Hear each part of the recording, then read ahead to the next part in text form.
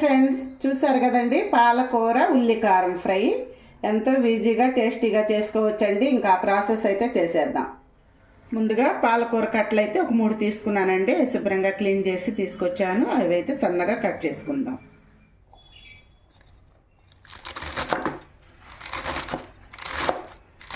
వీలైనంత సన్నగా తరుక్కోండి. ఈ విధంగా సన్నగా తరిగి పక్కన పెట్టుకుందాం. ఉల్లి కారంలోకి 2 ఉల్లిపాయలు, 1 చిన్న ఉల్లిపాయ అండి. కట్ చేసిన ఉల్లిపాయ ముక్కలు, చిన్న ఉల్లిపాయ రెమ్మలు,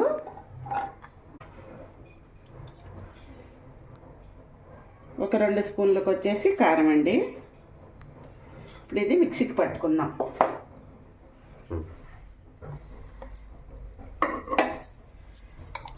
చూసారు కదండి, ఈ విధంగా బరక్గా పట్టుకోవాలి. ఇది పక్కన ముట్టించుకొని బండి పెట్టుకోవాలండి.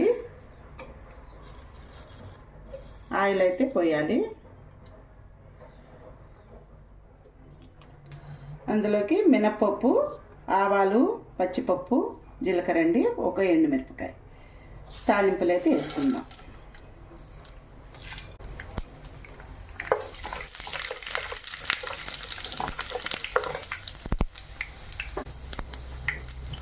ఒక 2 రెమ్మలకి కరివేపాకు,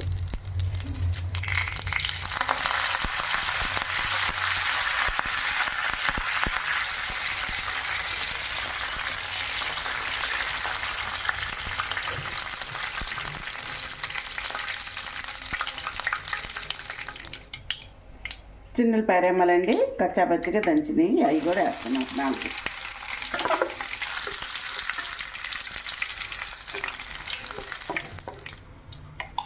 తాలింపు అయితే వేగిందండి. కారం అయితే వేద్దాం.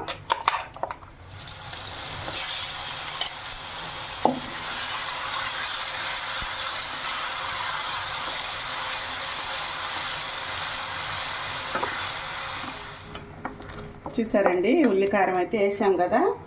ఇందులోకి పసుపు అయితే వేసుకుందాం.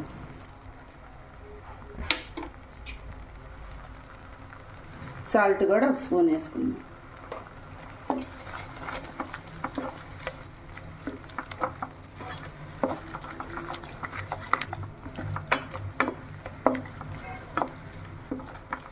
ఈ మసాలా అయితే వేగిందండి. ఇప్పుడు ఇందులోకి కట్ చేసి పెట్టుకున్న పాలకూర వేస్తానండి.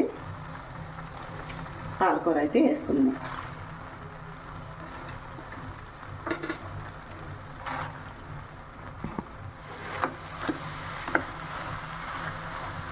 ఈ ఉల్లి కారంలో పాలకూర బాగా వేగనివ్వాలండి.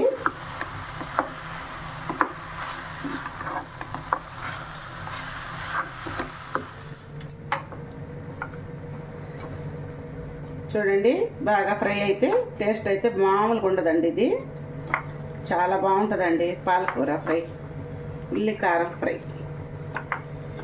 పాలకూర ఉల్లి కారం ఫ్రై అండి. ఒక 1/2 స్పూన్కి వచ్చేసి ధనియాల పౌడర్ అండి.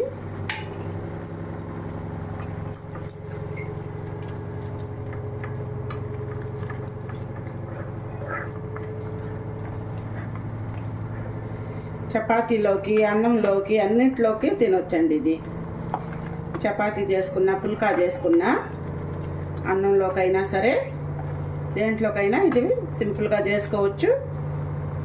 ఇంకా బాగా కర్రీ అనేది బాగా గుజ్జులాగా వచ్చింది, బాగుంటుందండి ఫ్రై.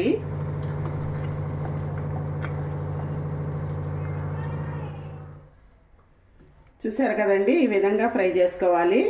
ఆయిల్ అనేది మనకి పైకి తేలింది కదా, ఇందులో వాటర్ అంతా ఇనిగిపోయింది. ఇప్పుడైతే ఫ్రై అయినట్టు స్టవ్ అయితే ఆఫ్ చేసుకుందాం. చూసారు కదండి, ఎంత ఈజీగా చేసుకోవచ్చో. అన్నంలోకి, చపాతీలోకి, పుల్కాలోకి సూపర్ ఉంటుందండి. ఈ విధంగా మీరు కూడా చేసుకోండి.